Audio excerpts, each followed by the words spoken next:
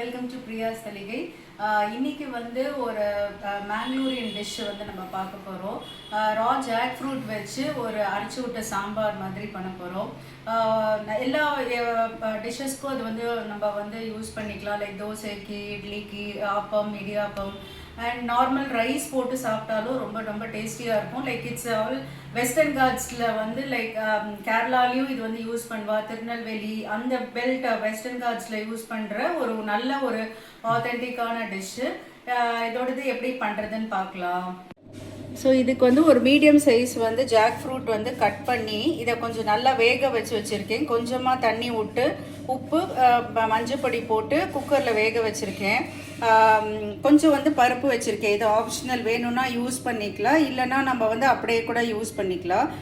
ஒரு lemon size அளவு வந்து புளி, அப்புறம் இந்த வடித்த தண்ணி, இதை வந்து வேக வச்ச தண்ணி கொஞ்சம் வச்சுருக்கேன்.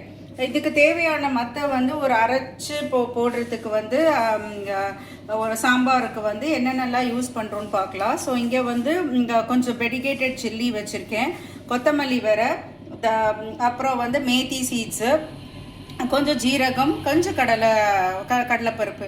இதை வந்து நம்ம நல்லா ரோஸ்ட் பண்ணிவிட்டு இதை வந்து கிரைண்ட் பண்ணிக்க போகிறோம். இங்கே வந்து ஒரு பேன் வச்சுருக்கேன். இந்த பேனில் கொஞ்சம் லைட்டாக கொஞ்சமாக ஆயில் விட்டுக்கிறேன். நான் தேங்காய் எண்ணெய் யூஸ் பண்ணுறேன். ஏன்னா அந்த ஃப்ளேவர் வந்து ரொம்ப ரொம்ப சூப்பராக இருக்குது தேங்காய் எண்ணெய் யூஸ் பண்ணும்போது. ஸோ இப்போ இங்கே இதில் எல்லாத்தையுமே ஆட் பண்ணிக்கலாம்.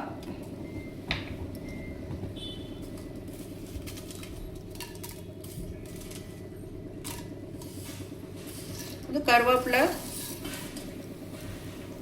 அண்ட் இது கொஞ்சம் கடலைப்பருப்பு.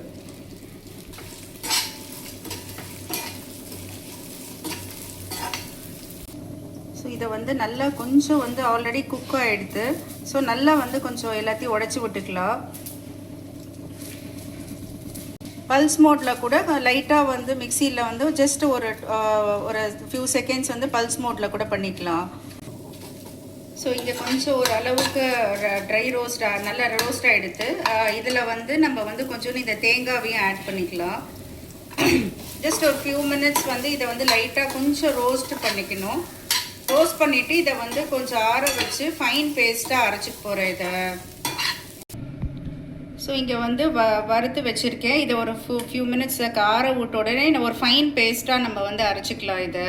இங்கே மீன் டைம் வந்து ஒரு கடாய் வச்சுருக்கேன். ஸோ நம்ம வந்து ஃபஸ்ட்டு வந்து இந்த பலாப்பழத்தை வந்து நம்ம இதோட ஆட் பண்ணிக்கலாம்.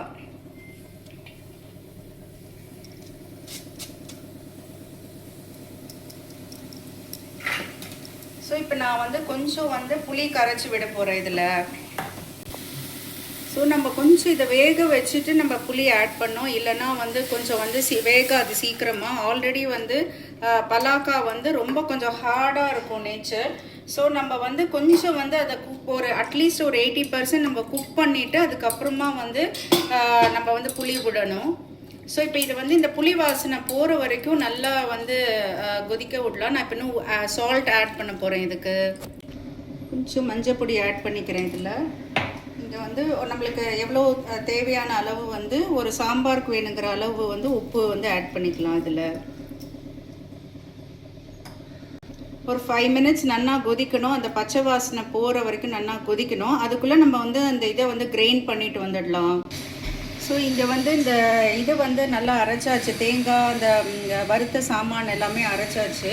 ஸோ இங்கே புளி வந்து நல்லா ஒரு 5-10 மினிட்ஸ் நல்லா கொதிச்செடுத்து ஸோ நம்ம வந்து இதில் வந்து இதை ஆட் பண்ண போகிறோம்.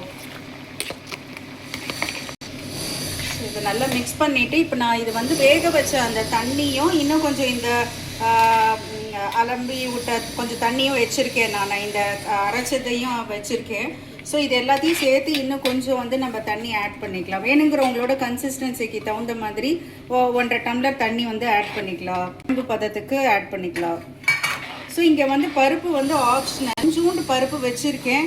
இது ஒரு தடவை கொதித்து நல்லா எல்லாம் சேர்ந்தாப்பில் வரும்போது கொஞ்சமாக பருப்பு ஆட் பண்ண போகிறேன்.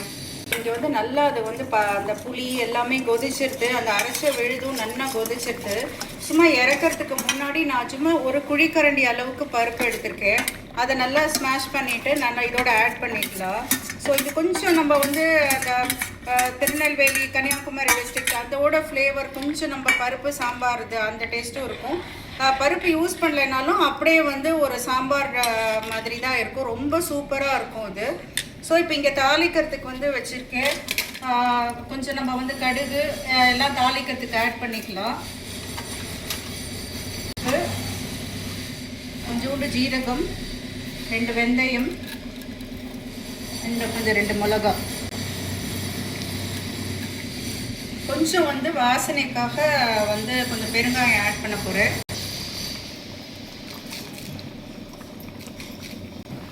கொஞ்சம் கறி லீவ்ஸ். ஸோ இதை வந்து இதை தாளிக்கிறதுக்கு ஆட் பண்ணிடலாம். ஸோ நான் இதுவும் தேங்காய் எண்ணெயில் இது யூஸ் பண்ணியிருக்கேன். அந்த வாசனை வந்து ரொம்ப சூப்பராக இருக்கும்.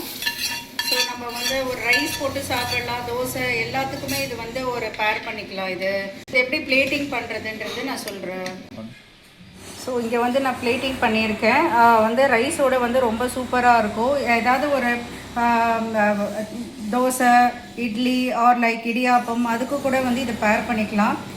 அது வந்து ஜாக் ஃப்ரூட் வந்து ஒரு சாம்பார் பண்ணியிருக்கேன். நீங்கள் வந்து ட்ரை பண்ணி பார்த்துட்டு உங்கள் ஃபீட்பேக்ஸ் அண்ட் கமெண்ட்ஸ் எனக்கு ஷேர் பண்ணிங்கோ. பிரியாஸ் தலிகை. Happy cooking.